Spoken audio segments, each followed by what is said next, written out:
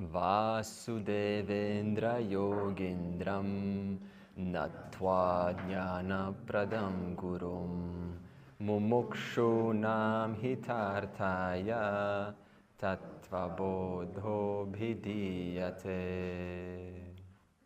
So we stopped at Satchidananda Svarupaha. So again, let's revise. Sat, Chit, and Ananda. So we said what?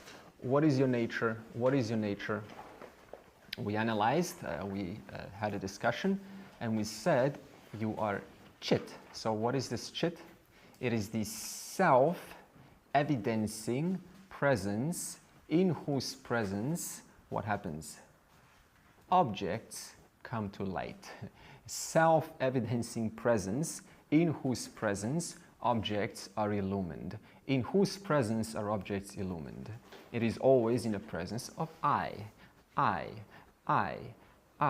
In other words, what is this Chit? What is this Chit? It is the knowledge principle. It is the principle, it is the presence in whose presence knowledge of objects takes place. What does this mean? Right now, we're holding a little container. There is what? Container knowledge. Why is there container knowledge? Because why is the container now here? Why do you know about this container? Because whoever that one is that is self-evidencing to themselves, in its presence, in your presence, what happens? Objects of knowledge object takes place. Object knowledge takes place. This what now? What does this mean? And we said what? What is this Chit? And this Chit, what is Chit? We said self-evidencing presence in whose presence knowledge of objects takes place. Is there one time when objects are not taking place? Experience is not taking place in your experience? Is there one time? Oh, deep sleep. Well, that is another experience. Except what? What kind of experience is that? It's an experience where there's no objects. So in other words, even that is what? An object. In other words, what's an object? An object in which there are no objects. We call that deep sleep. So even that becomes what? Evidenced to that one who is what? Other than the deep sleep, other than the dream, other than the waking. So now what is the, and this Chit that you are, we said what? It enjoys Sat. And then we said, what is Sat? And we just had a discussion. We said Sat is that which obtains in 3 periods of time. In other words, the content which obtains in 3 periods of time. What is this content that obtains in the 3 periods of time? Okay, look at this. In 1 million years from now, what's going to, suppose your body lives 1 million years, okay? What's going to be different? Your body is going to be different. Things are going to be different. We're going to probably have flying cars. Okay, we're going to have many different things. But what content that is here right now will still be there? What is the one unchanging content right now that is familiar and that will be equally familiar to you in 1 million years from now? It can be none other than what? I. What's going to be unfamiliar? Flying cars, oh my God, you know, what's this? You know, people flying, that's going to be unfamiliar. But what's the only thing that's going to be familiar? The same self-evidencing presence that is familiar right now. That was equally familiar in the past, 5 years ago, 10 years ago, except what? We never inquired into it, so we never brought any attention. We thought, oh, you know, yeah, I'm alive, I'm conscious, yeah, okay, big deal. And then we put our attention back onto objects, onto anityam. So in other words, what content will be unchanged now and in 1 million years from now? The content, the same one that is here right now. So this means what? This is why we say everything is changing, and you know what anityam, right? Anityam is changing, and other than what is unchanging, anityam is changing, and nityam is what? Permanent. In other words, it's constant. And what is constant? This familiar presence, familiar I am, familiar awareness, familiar consciousness. Is this not true? If there's one thing you can be guaranteed that's going to be familiar to you tomorrow, is what? That you're going to be aware. That's the only guarantee that you have. You don't even have a guarantee whether the body's going to be okay, whether the mind's going to be sharp, or it's going to be sleeping, or it's going to be alert. We have no guarantee. But one thing you do have a guarantee is what? I will be aware of my sleepiness. I will be aware of my energy. I will be aware of my sitting. I will be aware of my listening. I will be aware of, and so on. You understand? So there's one familiar, ever familiar presence which has no more and there's no greater familiarity than what? Then whatever this presence is, we don't need to define it. We don't even care what the name is. Whatever this self-evident presence is, that presence is what? Chit, whose content is Sat. Sat obtains in 3 periods of time. In other words, it's always familiar. In other words, it's never erased or contaminated by time. It even obtains in deep sleep. Because how do you know? We will analyze that. Okay? Otherwise, it is always familiar to you. And then we also said Chit also enjoys what? Enjoys Ananda. And then we said, what is this Ananda? We said it is spatially limitless. How do we prove that? How do we prove that your awareness is spatially limitless? That it cannot be limited by space. Because you are aware of what? You are aware of space. So in other words, space, what? So in other words, your awareness is bigger than space because you're aware of space. Now, how far, listen to this, how far do you need to go out? Going out, suppose you keep on going higher and higher and higher and higher and higher and higher and higher to different worlds and higher. At what point are you going to encounter, at what point are you going to stop being aware?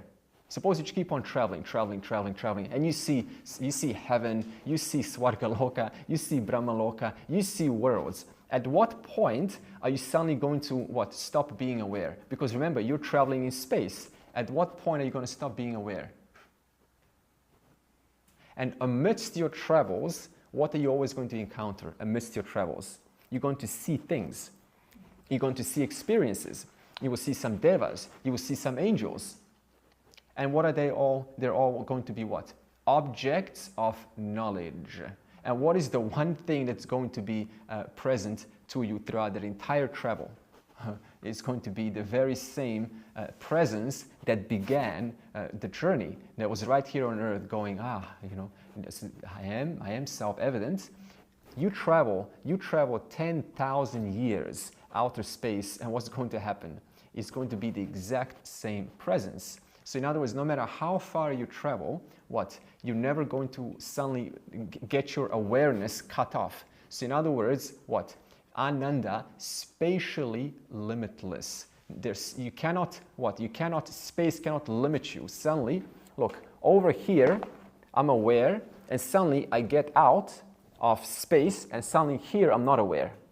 You understand? Spatially limitless. So in other words, no matter how far I go, I will always be aware. Okay, so Sat Chit Ananda. Now, if you're going, for example, you know, this is all complex, you know, this is all kind of, can you give us more information? This is just an introductory verse. It's going to what? Later on ask, what is Sat, what is Chit, what is Ananda? I'm just giving you an intro, so don't worry about it, okay? So this is how the Tattva Bodha works. It first mentions the words, and then only later it says, what is this, what is this, what is this? So there's a lot more to speak about this, okay? Now, Diderik mentioned, why do we not mention this, you know, bliss? Why do we sometimes mix in this word bliss with Ananda? It's very common. Why do you think? It's not an error, by the way, but why do you think? Because sometimes the scriptures will imply bliss. Why do you think this is? Well, I can say what James said about it, you know, but he made it. No. I want you to think. I don't want any teacher. Just what you think. There's nothing missing if it's limitless. Okay, very good. The experience of limitlessness is bliss for me. Drop down. Just make it down to earth. Okay. If I say bliss, okay, forget about these teachings. What you heard. Just down to earth. Okay, what do people value in this world? Happiness. Happiness, okay? So now, suppose you sell the idea that you're spatially limitless. Oh, okay, cool. Bye-bye. Okay, bye-bye, right? What do you want to hear? No, you are what? You are fullness. You know, you are happiness. You are bliss.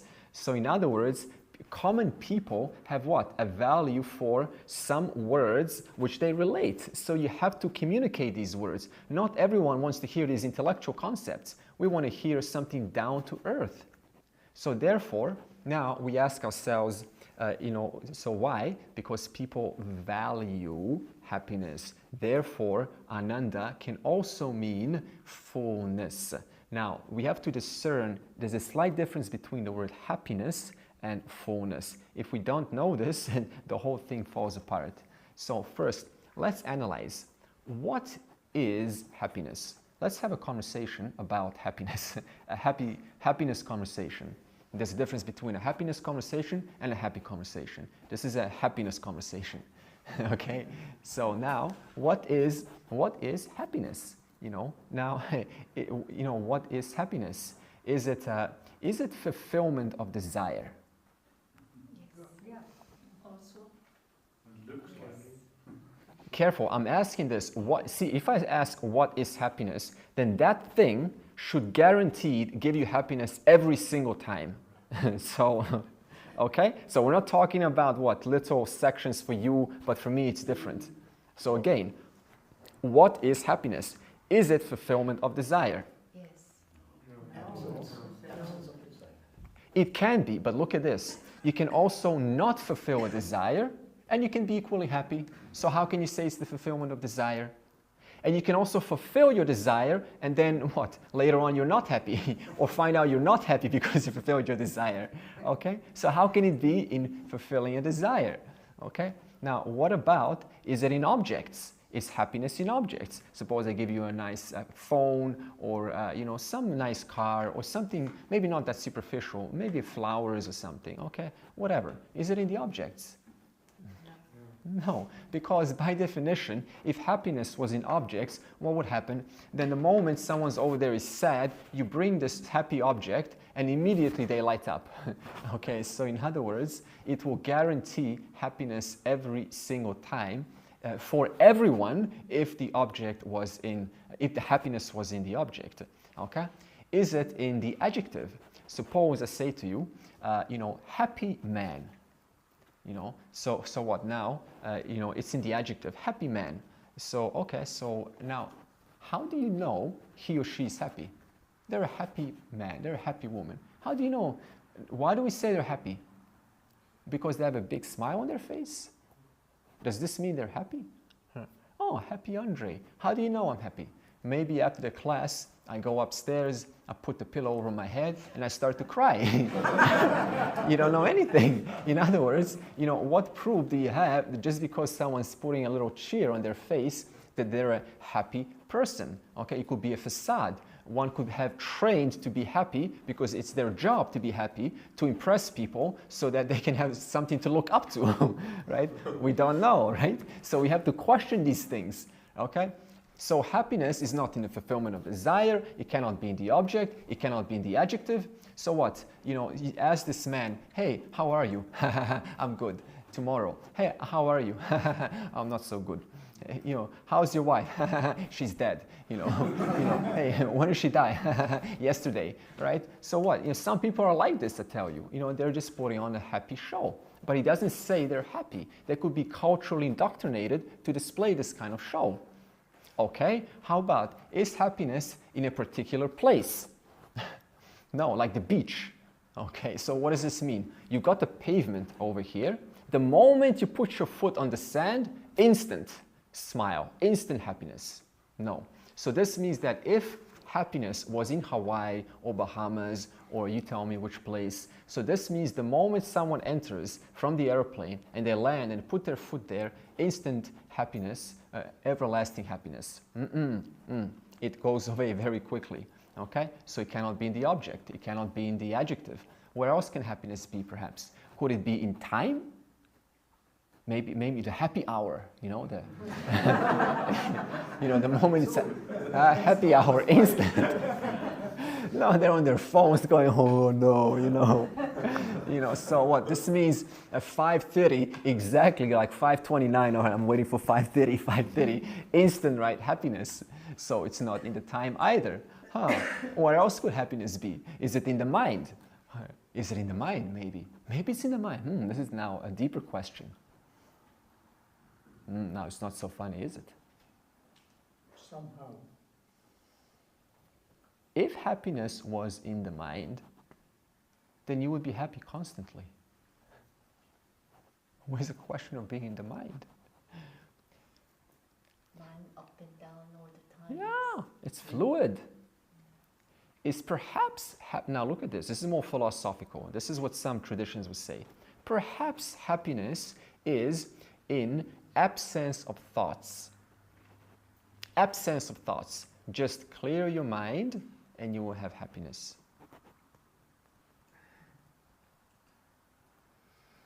Then you couldn't be happy when there are thoughts. Then that means you could not be happy when you have thoughts. You know, if happiness was in absence of thoughts, this means the only time I can be happy is in what? When I have no thoughts. But that's not true.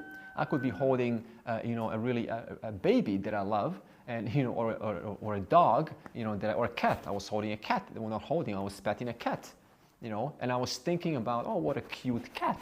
I was really happy. So what does absence of thoughts have to do with it? My God. So then, what is happiness? I would say absence of limitation. Okay, okay. Let's look at this. What is happiness? So we've got what it's not. Okay. So what makes an unhappy person? How about we ask this? What makes one unhappy? What, not even one, but what makes an unhappy experience? What constitutes a displeasant, an uneasy, and unhappy experience? Your likes not being satisfied. So this means, okay, anything else someone wants to add? Longing for something that there is not. Okay. It doesn't meet your expectations?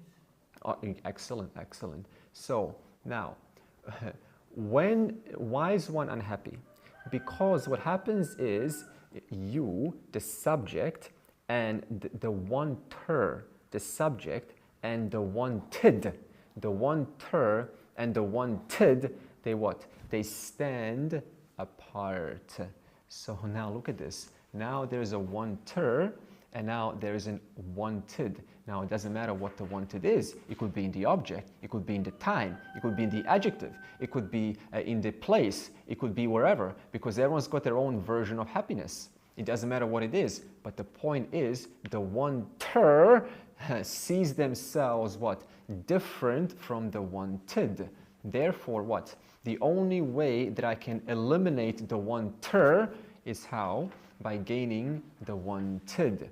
And in that short amount of time, what's going to happen?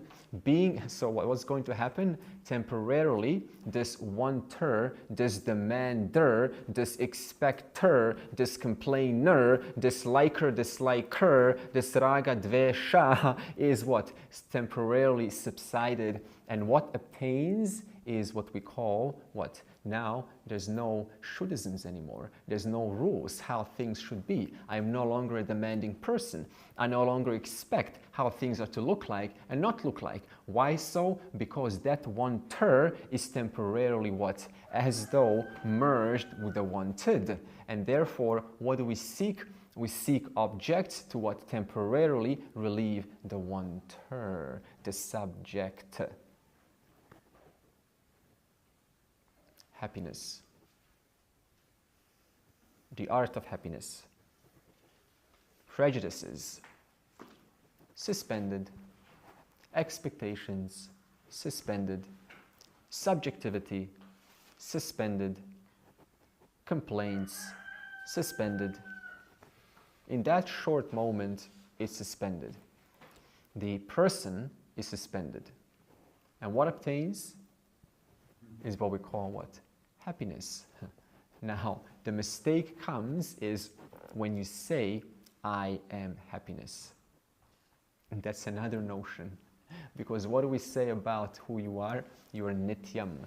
Anything that starts and ends is by definition not you. So even happiness is not you, because it starts. There was something before this happiness even happened. Okay? So this means, let's get a little bit more practical. So now, what does this mean in practice, in practical mode? Okay, nice philosophy. How does one now, if they were to consider, just kind of inviting more happiness, what's required?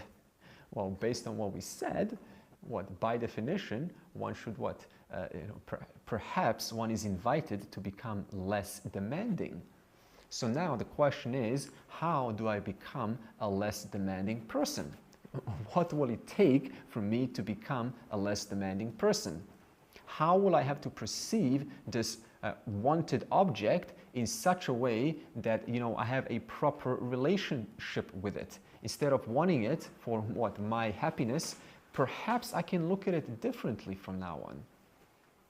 The question is, how, in the light of Vedanta, do I look at reality in such a way that the wanter is subsided? Now I want to clarify something here. We brought two terms, subject and now wanter. We're not talking about objects. Subject and wanter. So now, who is this now wanter? We just said you Atma. Atma is not a wanter. So now, who is this wanter? This is the person. This is the person who the self-evidencing one, gives light to. Gives light to what? Oh, there's a desire. I really want that. I really want that. Oh, I really need her. I really need him. I really need it. I really want this to be like this. That is obtaining in what? That is obtaining within the scope of your awareness. So not only is the wanter obtaining within the scope of your awareness, what else is obtaining within the scope of awareness? The object being desired. What else is being obtained within the scope of awareness? We call this the pramana, the thought relative to the object. So look at this, three things now. Three things. There's pramata, prameya, pramana. So put these words down. Pramata, prameya, pramana.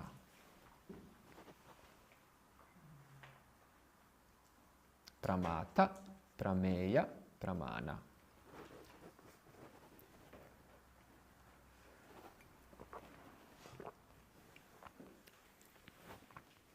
And what is this? Pramata, prameya. Pramata is what? The wanter. The wanter. Prameya is the object, and pramana is what we call the thought relative to the object. That means my opinions about the object. Pramata is what we call the wanter. We can also say, now look at this, on pramata you can put a little arrow. Not only is pramata what do we put? The wanter, right? We put the wanter. You can also put another arrow and you can put atma.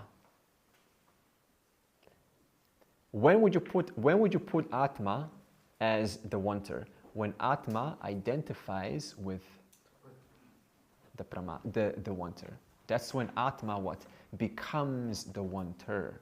Okay, atma being free of the wanter, but what happens when atma identifies with the wanter? Then atma is as good as what? The wanter. The wanter, yes? But this Atma is the Buddhi identifying with the thought, isn't it? Like the wanter in this case. So in other words, the Buddhi loses perspective.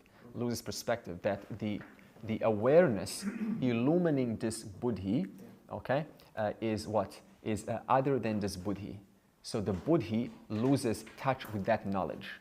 Therefore, what happens? There's an identification. I want to say this again, good point. So how does awareness identify with the wanter? What is obtaining in your Buddhi? in your intellect. We say in Vedanta, awareness. That means that place where awareness shines, okay, where awareness, where awareness shines is called the buddhi. How do you lose track of your nature as the self-evidencing one? That buddhi through which awareness shines, what happens? That buddhi loses what? Loses touch with the fact that whatever is illumining this buddhi right now is other than the buddhi. The buddhi that is illumined right now needs what? Needs awareness to think. Needs awareness to know what's going on, to calculate, to analyze, to think. The buddhi loses touch with that. So what happens then? The buddhi goes, not the buddhi goes, but I go.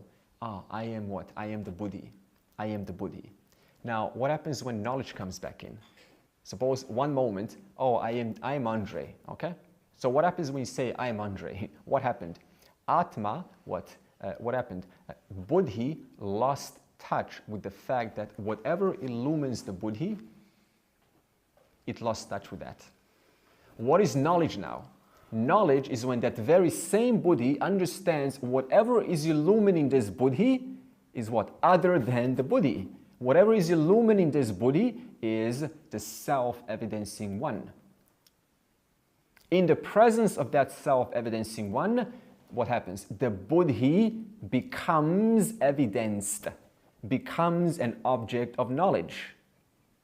You understand this subtle point? Tricky. See, what I just told you now is a difference between forgetting oneself and remembering. Not remembering, but recognizing oneself. I will bring this point again because I can see some eyes, I want to grasp this. I'm missing. It's okay. Okay? So, not becoming a non-demanding person, really. Now, suppose that, what does it mean to become a non-demanding person? The question is, how do we become a non-demanding person? Really, this is a practical endeavor. This is not philosophy. This is a practical endeavor. What will it take for you to become a non-demanding person? How would you have to perceive reality in such a way that your demands are just reduced? It's not like you become a cold person. You still have your needs and desires. But a non-demanding person, how would you have to perceive reality in such a way? That is really your homework. That is really your life homework. There's no one answer to this. But I'm not here to tell you what to do, because you're not going to do it anyway. I'm just here to point out, what happens when happiness is taken away. So becoming a non-demanding person, not being so concerned about the future, for example. Not so concerned about the future. Because what makes a demanding person? I want the future to look like this. To look like according to my fancies. To my raga, dvesha, to my fancies. Therefore, because I want the future to look like this, why? Because it's going to please me, I become a demanding person. So again, what makes a demanding person? Future. It's always the future. The future has been painted in such a way that what happens?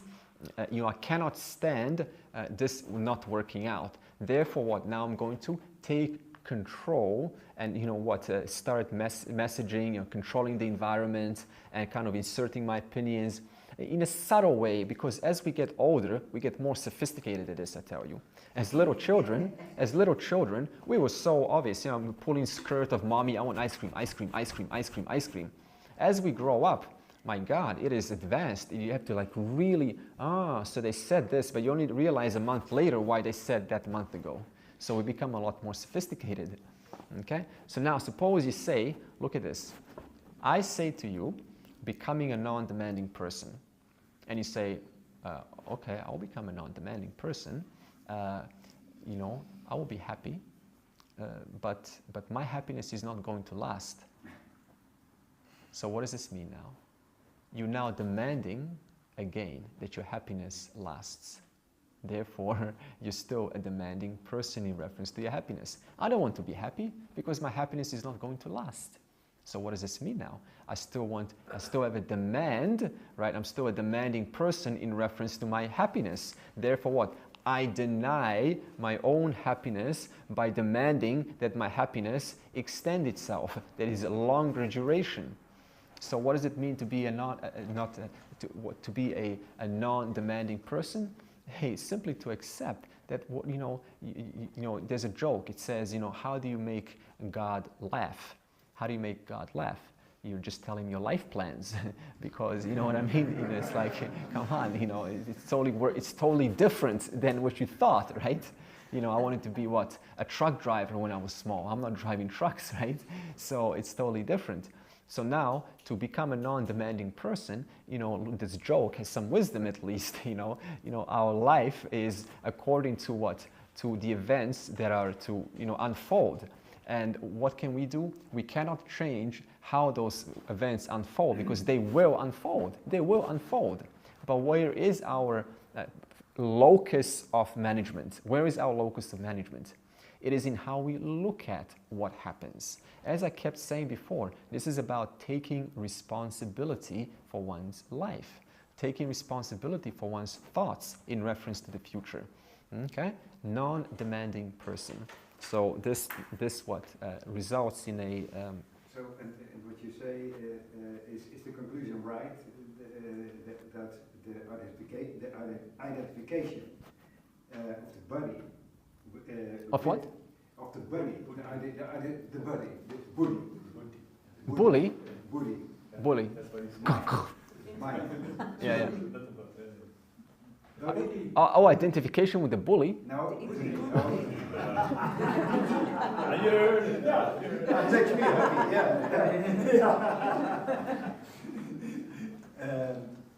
the identification of the body with the shining, with Atma. So not with the object, not with what is shining, what is there, not with objects, but with that from where it shines. But the body can't identify. Body comes, is in Atma. The essence of the body is in Atma. No. See, this table is not. This table is not in the wood. There's no question of in or out. See, you have to understand that this thought that obtains in a displeasant way, we call this thought what? We call this thought the role. The role, the unhappy person thought, the unhappy person thought. So what? Now I'm looking at this unhappy thought, and I look at it as what? As having reality, as having absolute reality. And because of that, it's what? Now worthy of investigating into. I get what? This is called entanglement. Every thought, what has satyam. One thought, the bully thought is satyam. The fella, whatever non-bully fella is satyam. So now every thought, right, becomes very important to pursue. So this is where, a fella can get kind of entangled in constant work, constant psychology, constant mind management. So now, when we take one step back. Now, what does a wise person understand? That these thoughts, very important. Number one, will never stop, because you did not create your mind. You understand? You did not create your mind, and these thoughts are flowing through everyone. This is what the mind does. In fact, if we go to a more advanced text, the total mind, we call it Hiranyagarbha. Don't worry about the name. These thoughts, they actually flow through every single person's mind. And then we take ownership of these thoughts as mine. We call this, mamatvam. Mamatvam. We will get to the ahamkara very soon. So when ownership is taken of a thought, then it becomes an identification issue. Okay? So now we have to talk about what is it, careful, what is it that takes ownership of thought? We don't care whether it's a bully thought or whether it's a pleasant thought. The issue is what? Taking ownership of the thought. And that ownership, when we get, is called the ahamkara. It always takes ownership of everything. That's what it wants to do. But you have to now understand, even the ahamkara is nothing but what? Nothing but sat, nothing but existence. It's just a mechanism. So what? I'm now what? Something has popped up in my mind and I take ownership of it and I grab it. You know, this is how we are with thoughts, right? Let me grab it. Let me protect it. No, this is very important. So, next one. Okay, next one. Every thought seems very important. Is this your experience? It's almost like this is it. This is the one to address. You know, funny, I write a journal. I don't know who writes a journal, but if you write your journal and you write your thoughts, you look 2 weeks back into your journal and you will see you had the exact same thoughts back then that you're having 2 weeks later, and yet you've convinced yourself that 2 weeks later your thoughts are completely fresh and original. And yet you look at your diary 2 weeks ago and they are, oh my God, they are 90%, 95% same thoughts. And you think, no, these thoughts are deep. These latest thoughts are deep. You go back 2 weeks, they will equal depth. So this means what? This is what we call, you know, a problem of repetition. You know, the mind just keeps on ruminating. So now you have to understand, how do I cut this process? You know, how do I intercept this process? So this is why we talked about what? Those values. Now what we have to understand, even the content of the thought, right, is not even yours. So this means what? Understanding this thought does not belong to me at all. I'm a mere instrument. I'm just here to do my duty. Let the thoughts go. They will keep on going. That's none of my business. I'm just here to contribute and do my little part. That's the most practical thing you can do. And I haven't answered your question. I've answered it in a different way. You know, my teacher always says this, and I love what she says. She says she never answers the question directly. She always answers what's actually behind the question. She answers in a way that actually needs to be said, something that is actually slightly more important than the actual question. So now, if I don't answer your question, don't think, oh, he hasn't heard me. You know, when I sit here, I'm just an instrument, right? You know, as we all are instruments. But there is some merit to, you know, sometimes answering in a slightly different way. And I know that I will answer your question as we come to the ahamkara.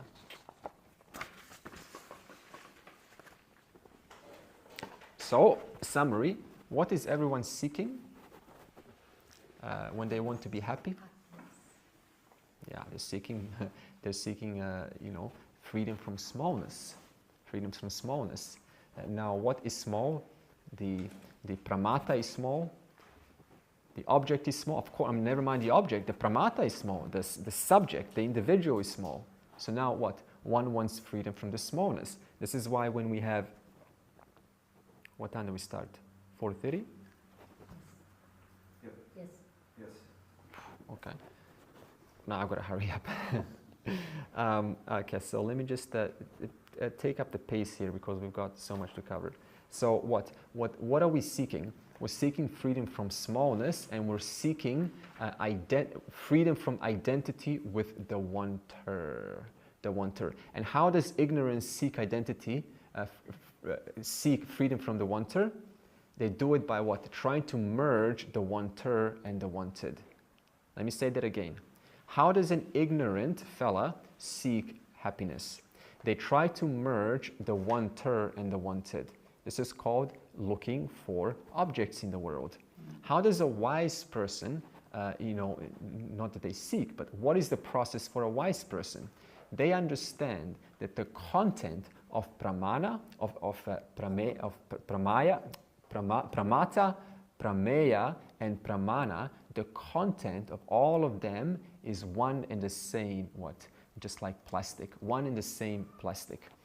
And not only that, but they obtain within the scope of my being. They obtain within the scope of my awareness. So this means what? All three depend upon that one which is self-evident. They depend upon the self-evident one. which is you, Atma. You see the difference here? Look at this. I'll give you one more. Suppose over there right now, there's a beautiful mermaid, you know, from cartoons or whatever, right? Mermaid. And I'm like, oh my God, I want her. I want her. I want her. I want her. And it's just bugging me now. I want her because she's going to make me so happy. She's beautiful, she's smart, and my life is going to be so wonderful when I get her. You know, and we're going to have lots of fun, and she can support me, and we can go out, and we can have a house, and then we can travel, and then, you know, I can sort of lay down and relax a little bit, and then we can come back together, go in a hammock, and then, you know, we can go to the beach, and it was going to be all wonderful. Look at these thought after thought after thought after thought. Why did these thoughts begin? Because I looked at that, never mind the thoughts, don't even analyze the thoughts. The problem began where? When I look at this object and I see this object is Satyam and I am also Satyam. This object has a reality of its own and this wanter has a reality of its own. Therefore, if I merge with this reality, then we're going to have a bigger reality. Therefore, freedom from smallness. This is why we want to merge with someone so that we can experience ourselves as a bigger Satyam. Whereas if I understand this mermaid, this Mr. or Mrs. is made up of nothing but existence. There's an existent object there. Sorry to sound so, you know you don't think like this. Oh, look, object, you know, existence. All right? There's an object. The existence obtaining through and through this person is the same existence obtaining through and through this wanter, this desirer, right? And the awareness, right, shining through this intellect is the exact same awareness shining through this intellect. So now what's going to happen if I have this reality next to me? I'm just going to have you know, existence. You know, I'm going to have two existences come together. This may be wonderful. That's not the point, whether I should pursue her or not. That's not the point. The point is why such an insistent desire to be with someone, to be with something, to become something. Because I've lost track, I've lost perspective, thinking that this reality can make me bigger, when in fact it has no bearing on on my existence and my awareness as a self-evidencing one, the one in whom this person comes to be an object known to me. Okay, this is just an object known to me. That's about it. It's like a cup. It's like a cup. Now, sorry to sound so you know this sound like cold. I don't know how this sounds to you, but we're just having an analysis to break out of this sort of insistent desire to sort of, you know, be with something or someone. You can still be with something or someone. That's not the point. You know, it's wonderful, but the relationship matures. The perspective matures. Now it's not, you know, now you can be with someone, you know, and if you are with someone, this is wonderful, but now your perspective has changed. You cannot make me bigger. You cannot add to me. You cannot subtract from me. I'm already, you know, complete. Therefore now the questions change. What is the purpose of this connection? What is the real benefit of this relationship? So now the questions can change. So this means I no longer become a demanding person, because at the end of the day, he or she or it cannot really do anything for me. I'm this exact same person tomorrow when I wake up. You know, what's the only difference? Instead of seeing a pillow, now I'm seeing a different face. In other words, you know, it's just now the object has changed, right? So now again, you know, so this is, you know, we can take in some analysis here into this insistent need. So what's the conclusion here? We're still on the word Ananda, by the way, right? This is all Ananda. So see, this Ananda is to be understood. It is not to be experienced. This Ananda is actually a lovely tool to understand who you are. And what is it meant to show you? This word. So remember, we're on the third word now. Sat Chit, we finished. Ananda, I'm analyzing. So this Ananda, so what is the content when you experience happiness? This question. When you experience happiness, what is the content of that happiness? What is happiness? What is happiness made out of? Existence. It is existence, but okay. No, so we're analyzing behind that which is behind happiness. It's very hard to answer that actually. Like, my God, I don't know. You know why? Because what obtains behind this happiness is you. And you cannot quite objectify yourself. You cannot turn yourself into some object. Now look at this. The content of any happiness is what? How do you feel when you're happy? That's a better question. How do you feel when you're happy? Complete. Huh? Fulfilled and complete. Complete, fulfilled, fully filled. Do you want to disagree with this, or you have something to add? Fulfilled, filled. Nothing is missing. How about a negative? Nothing is missing right now. When I'm happy, I'm not thinking I want more or less. That thought does not even arise. So what is fullness then? Fullness is that place where all that I need is here. There's no question of what? A thought, a demanding thought coming in and saying, no, you need to have something a little bit more. So what is fullness? Fullness is Ananda. So whenever you experience happiness, we're talking worldly happiness, by the way, relationship happiness, petting the dog happiness, what obtains is what? Fullness in that moment. So what does this mean? Ananda is not meant to be experienced, it's meant to be used to extract what is it that obtains when there is fullness. There is what? What obtains when there is happiness? There is fullness. So therefore, okay, look at this. What is everyone looking for in this world? Two things. Love and what else is everyone looking for? Love and happiness. Love and happiness. Okay? Now we say that love and happiness is the highest. It's the highest relative to what? Mithya.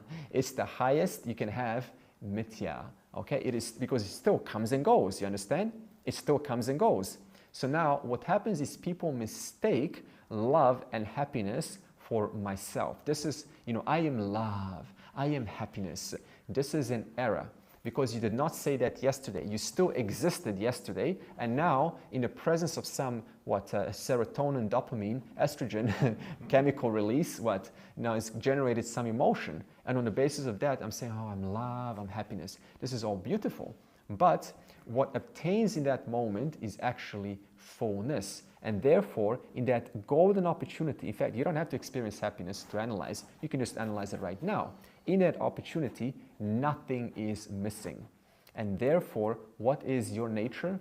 That one who is filled, fully filled, full.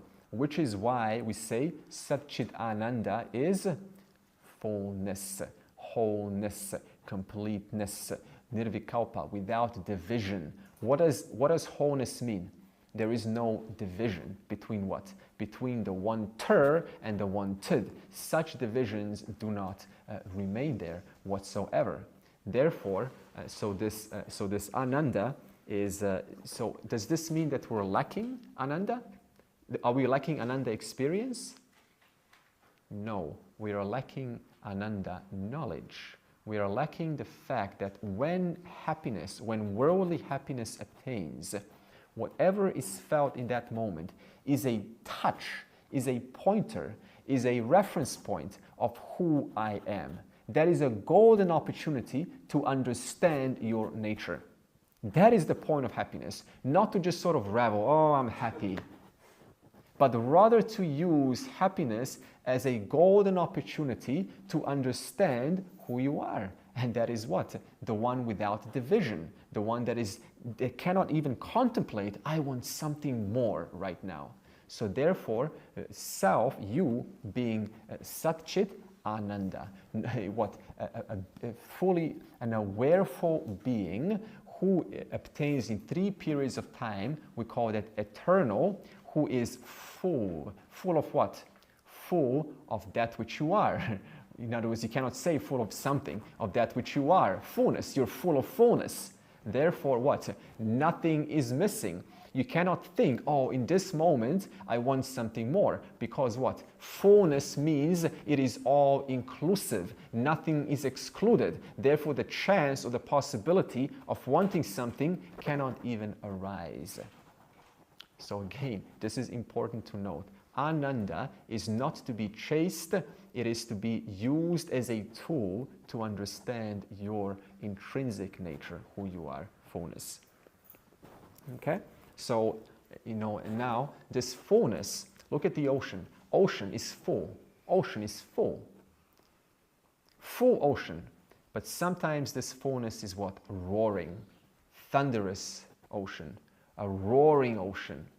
A quiet ocean. The fullness is roaring. Dangerous.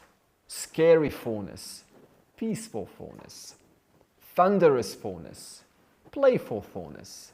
So fullness has how many expressions? Infinite fullness expressions. So what? Every expression is a product of fullness. This is why you can have infinite expressions, which means what? They come from that which is limitless. It is not what? It's not bound by not providing you something new. It's always providing you something new, because that which is fullness is not bound by any restriction. Therefore, full ocean, million different expressions, you being full, million different expressions of what? Of this world which arises out of Sat, Chit and Ananda. And we will see how does this world arise out of Sat, Chit, Ananda. This we will see when we come to creation. Okay? Andre, can I ask something? So the wise person is happy also in unhappiness, because the unhappiness is one of the expressions. He remains full. Excellent. And happy. Excellent. No matter what. So in other words, see, I'm not even going to say they remain happy. There's a cognitive discernment. This expression is like the ocean taking different forms of expression. Sometimes it's scary, big, tall wave, and it's really scary. But there's a cognitive understanding. This expression is just an expression of fullness. Therefore, there's this constant discernment there. So this is why we said what? We said equanimity, equanimous mind. So what? The wise person's mind is equanimous. What makes it equanimous? They understand that whatever is happening to this body, to this mind, is just an expression, no different than many, many, many, many different expressions. And while alive, I have to bear it for a little bit longer, for a little while longer, okay? But, it's an expression nevertheless, just like a wave. It's going to change size, it's going to change width, it's going to change tallness, and eventually what's going to happen? This wave is going to, what? Fall down and just become what? Not become anything. In fact, remain exactly what it always was, the same water. So there's no question of what becoming. It's just what? Now enjoying its fullness.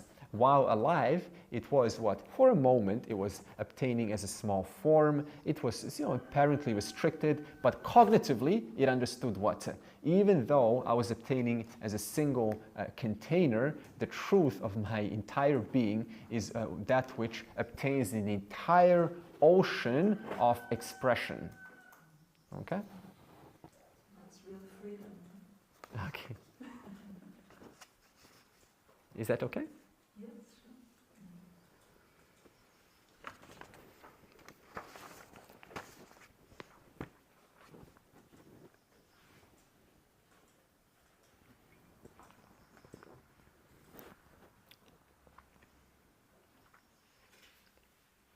Okay, we'll use an example of a dream, just to make it more clear. In the dream, what happens? There is an object, there are objects, there's mountains, there's trees, there is your brother, your sister, your family, and there is you, the subject in the dream. Okay, in the dream. So when you dream, your mind has a beautiful power to project the world. Okay? If you remember dreams, this is even better, because at least you now can use it as a tool. See, everything's a tool, I tell you, everything's a tool.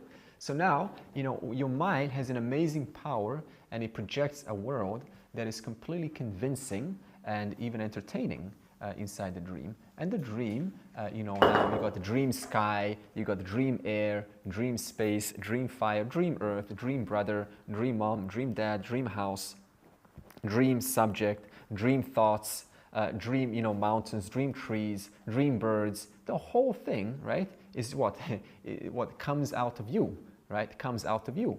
So now the dreamer, what happens? The dreamer in that dream is convinced, oh, over there I'm seeing a mermaid. I want that mermaid. Okay? So now what happened here? The subject in that, remember, the subject comes out of you, right? The subject doesn't know any better. Therefore, what's the natural assumption? That that object over there is different from me. And yet, the object, the mountain, the bird, the love, the happiness, every expression of the dream, including the subject who is witnessing these dream objects, resolve into the one same dreamer. You understand? So now, suppose, now what's the difference with a wise fella who comes in a dream? It's the same thing. They also experience pain. We cannot deny this. But what kind of understanding do they have? That whatever is happening, you know, it is all what? It is all one homogeneous content, which is what? Obtaining as existence, which I am not apart from. I am not apart from this entire world of physics and laws and you know, beautiful things and rainbows and sunshine. So this means what? One has reassurance. How so? Through experience? No. Through knowledge. No matter what I am seeing, it is all what? One. It is all one without a second. So it's again an understanding that is to be what? Slowly integrated. So therefore, this person, what now, can relax. They can relax a little bit more. They can still deal with objects in the dream, but they can relax a little bit more, knowing that the object and the subject are not different. There's no real difference between the object and the subject. Okay? So, how is Sat and Chit and Ananda expressed in the world? How does this express in the world? In fact, it expresses all the time. How so? What is Sat? What do we say Sat is? That which is eternal. Eternal. Who wants to die today? We all want to die tomorrow. But then tomorrow, no, I don't want to die today, I want to die tomorrow. Okay? What's one commonality amongst all humans? We want to be immortal. We want to live forever. We want eternity. We all relate with this idea of being eternal. Of course, you understand? So of course, if you think you're the body, unfortunately we might try to make the body eternal. So this is the question of error. So we want to what? I want to live. Obviously, live eternally, live forever. One doesn't even say that. We all know that. Does anyone want to die? One day, yes. But okay, of course you can say this, you know, now. But suppose you think you're the body, and you're sort of. Suppose you're, I ask kids. I ask kids. They're good to ask. Do you want to die? No, I don't want to die. I want to live. So now, what is this? What is this kind of? What makes one fella say, one day? Yeah, of course, I also want to die one day. But you mean what when you say that? You say, when you say I want to die one day, what are you referring to? What is it that dies? What is it that dies one day? Right? Yeah, exactly. So your body. So now that's a question of what? Someone who is wise. Okay, someone who is wise can say that. But someone who is not wise, what? They don't want to die. They don't want to die. They want to keep living forever and ever and ever and ever. But how so? How do you want to live? Do you just want to live sort of a miserable and not unhappy? Do you want to live like that? Nobody wants to live like that. We want to what? Live Ananda. We want to live happy. So now we want Sat and we want Ananda. Is there one person in this world who doesn't want Ananda? Now, the expression, what people chase or what they think Ananda will give them Ananda, that's a different story. Some people do sadistic things and they think they will give them Ananda. But they're still what? They still want Ananda. So that's a different matter. So now, what happens if what? This urge to live is the primary urge that we all have. Everyone has an urge to what? Live one more day. But what happens, of course, is sometimes is when this urge is what? Overridden by what? I cannot see a bright future. There's no bright future ahead for me. So no matter what I do, I cannot see a bright future. So now Ananda is so blocked that one has no enthusiasm to continue living. And therefore, what happens? One just wants to because they know. See, look at this. I mean, even something like this can be a teaching tool. So just the fact that someone doesn't want to live unhappy implies what? That one's nature is happiness. Okay. So now I want to live happily, and what? I don't want to be ignorant. I don't want to be ignorant. And this is what? This is I want to be in knowledge. I want to know. I want to know. Chit. Okay? So what? I want Sat, I want Ananda, and I want Chit. And this is what everyone in the world is seeking.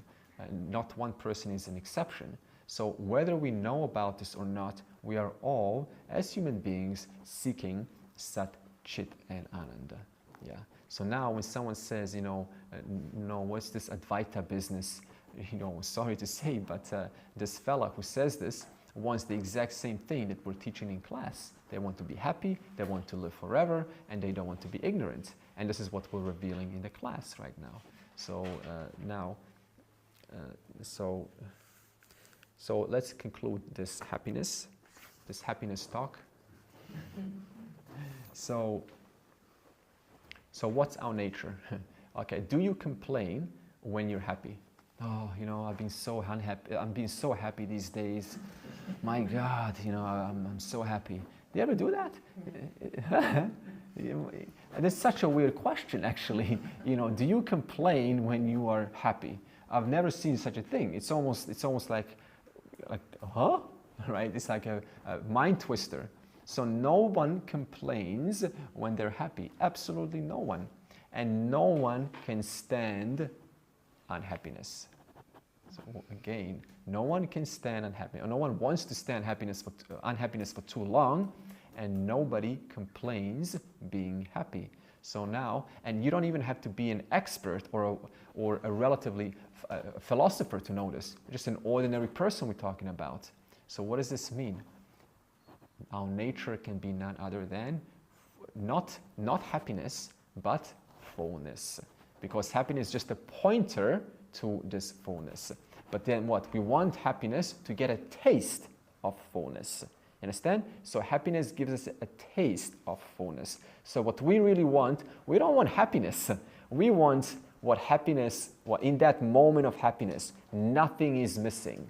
Right? There's no second that I want. There's no question of second in that fullness. So what you really want is what? That place of Advaita, where 1 + 1 + 1 + 1 = 1. What you want is what? You want that place where you cannot even say, I want something else, because there's nothing else but fullness. Okay?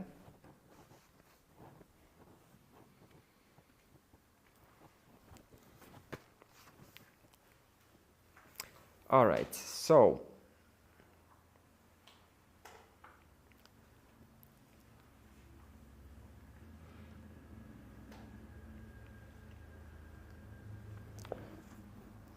we also said that not knowing what happens, then obviously this happiness will be placed in objects and what have you. I don't know what they find happiness in. So this means what happens after that. The conclusions will be consistent with that conclusion. So in other words, what? Happiness is in the object, therefore the conclusion follows right after that. And what is that conclusion? This object can do something for me, and then you're going to fantasize or idolize this object. And so this is what happens when one doesn't have education. So it really is about getting education here, so that we don't try to immortalize our body. They have cryogenics now. This is where you pay maybe $50,000 or $100,000 a year, and they keep your body frozen. Obviously some money gets sent every year, and hopefully they will wake you up sometime in the future when there's medicine to what? To inject it into the body, and so the body can live for a very, very long time. I tell you, they have right now as we speak, there are bodies frozen. So you can see how lack of knowledge, what profound consequences it actually has. It creates industries, literally industries that support this false notion. So now, so what does this mean? What's the problem? False notion, that's the problem.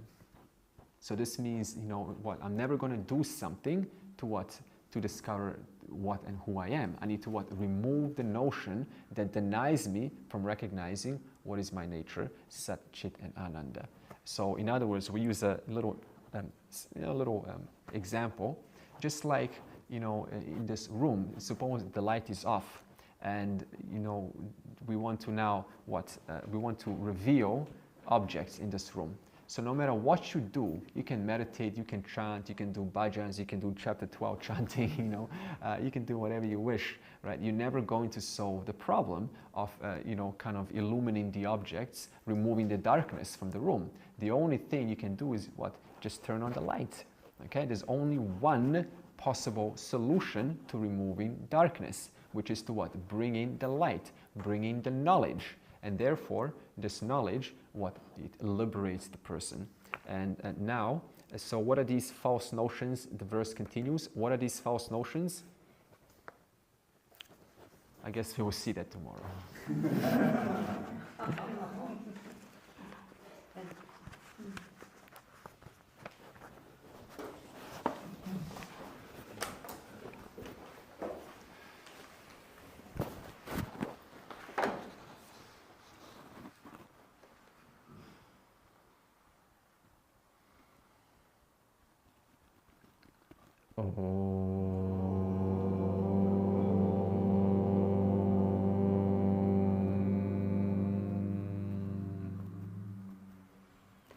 Purnamadav Purnamidam Purnat Purnamudachyate Purnasya Purnamadaya Purnameva Avashishyate. Om Shanti Shanti Shanti.